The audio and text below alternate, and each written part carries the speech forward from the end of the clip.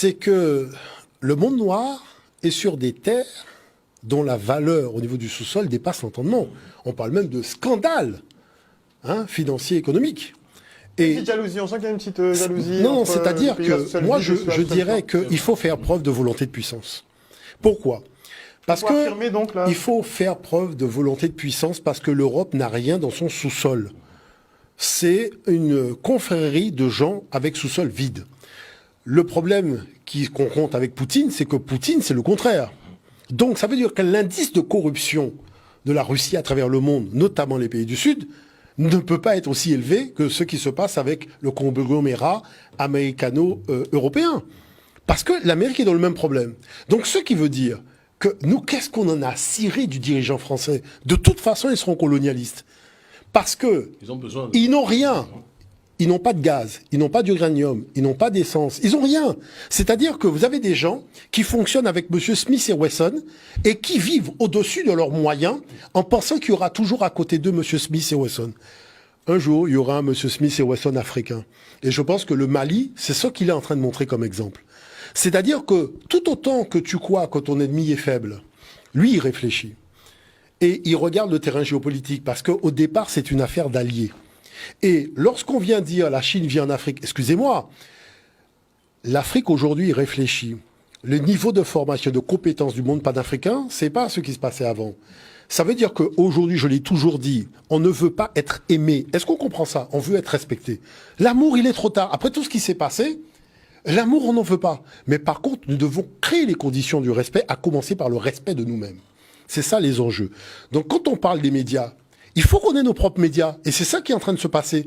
Il faut disposer de nos propres médias panafricains de manière à exprimer un point de vue différent. Parce que qui est pris en otage chez la jeunesse ?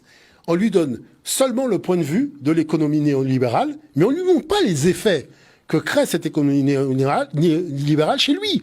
Et ça le prive de ses capacités, je dirais, de ce qu'on appelle le génie africain. Je prends un exemple simple.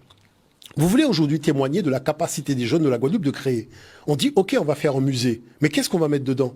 Parce qu'on prive même le jeune de la capacité de créer. Il veut faire un cerf-volant, on lui vend un cerf-volant. Il veut faire un lance-pierre, on lui vend le lance-pierre. C'est-à-dire, mais c'est quoi ça ? C'est là où ça devient quand même grave.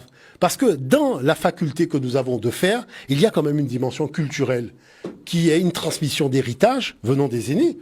Et donc c'est pour ça qu'il faut se fixer des limites. Mais dans le fait de se fixer des limites, il faut fixer clairement les limites. Vous voyez, il faut fixer clairement le... Je crois que c'est Sangara qui disait, mais vous me posez la question sur le colonialisme, mais regardez ce qu'il y a dans votre assiette, et vous allez comprendre l'affaire. C'est ça, l'enjeu, c'est ça. Donc c'est pour cette raison que, aujourd'hui, ce réveil de l'Afrique et ce qui se passe d'une façon générale, et le fait qu'il y ait ce partenariat avec la Russie, c'est pas on fait copain-copain, on a chacun des intérêts que l'on défend. Et ces intérêts, n'oubliez pas que le Mali est une puissance au niveau de son sous-sol. D'accord ? Il y a de l'uranium, même si on le cache, mais il y en a, puisque la frontière du Nigeria est à côté, la faille vient au Mali.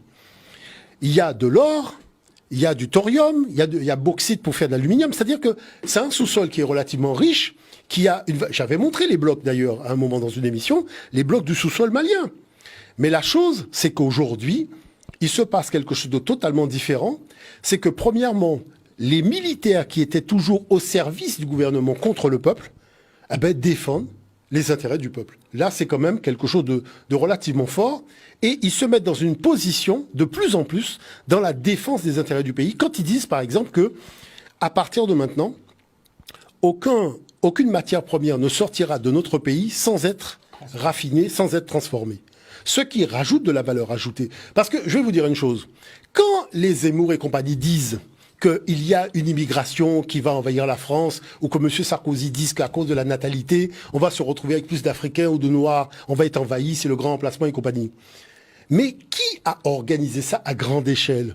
Parce que, je veux vous dire une chose, l'Afrique a tout ce qu'il faut pour rester à la maison. Bientôt on sera à 3 milliards d'habitants au niveau de l'Afrique. D'accord ? L'Éthiopie elle-même va se retrouver, le Nigeria va se retrouver juste après l'Inde, puisque la Chine est en train de descendre au niveau des valeurs démographiques. Donc, qui fait qu'aujourd'hui, on a un marché intérieur qui est mais vraiment fantastique, avec une part de 60% de la population est aux alentours de 20 ans.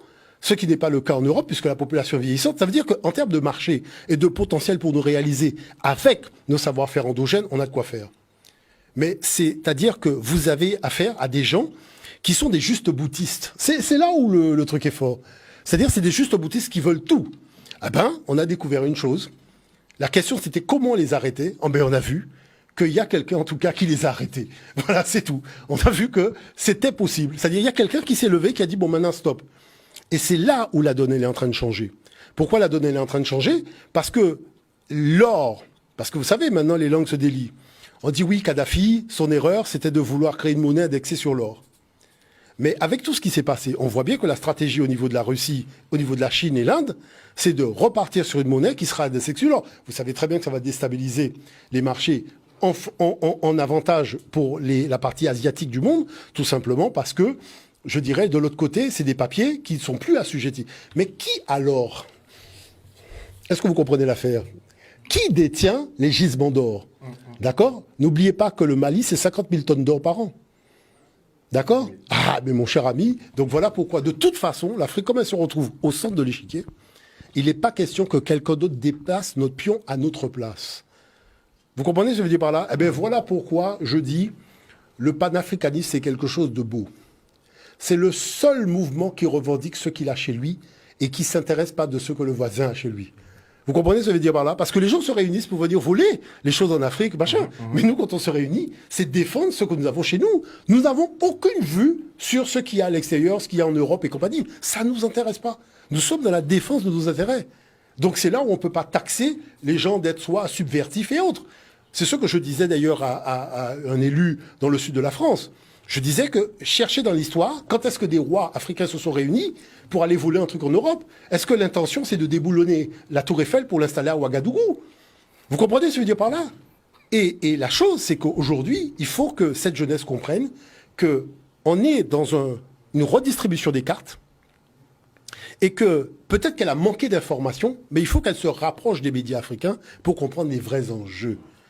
Parce qu'on n'est plus sur le court terme, là, on est sur le moyen et le long terme. Et c'est ça, je dirais, la vraie bataille, elle se joue à ce niveau-là.